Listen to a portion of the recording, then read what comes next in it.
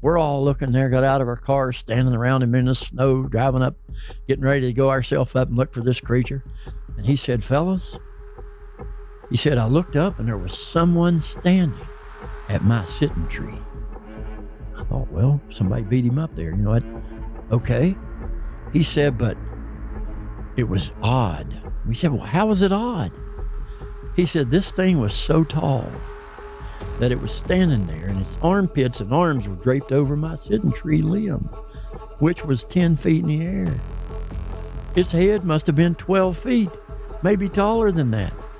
And it was looking down the hill at me, eyes glowing red, and what little bit of light still reflected from the sky.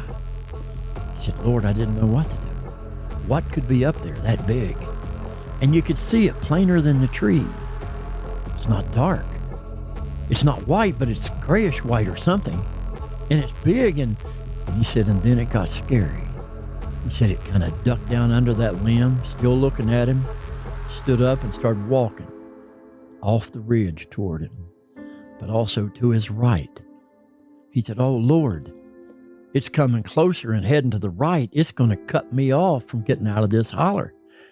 What do I do? And he started to run, he said.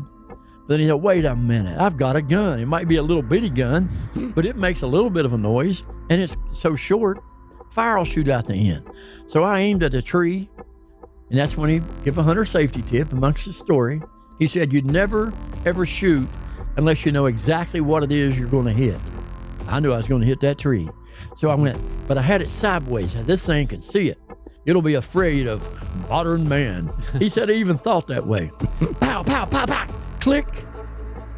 He said, oh God, and then it really hit him. You never shoot your last bullet into a tree if a monster's coming down the hill towards you. So he took off running. I agree. I thought, oh, that's true, man. You're right. So he takes off running down the hill, and to shorten it up a little bit. No, he falls and rolls, and he's running, doesn't drop his gun, though. And this thing's getting closer. You can hear it. He said the ground actually, and a lot of people have described this, especially in leaves when it's dry. Chong, chong, chong. And each step has a large stride because it takes some time. And even if it's walking and you're running, it gains ground because it's eating up the distance.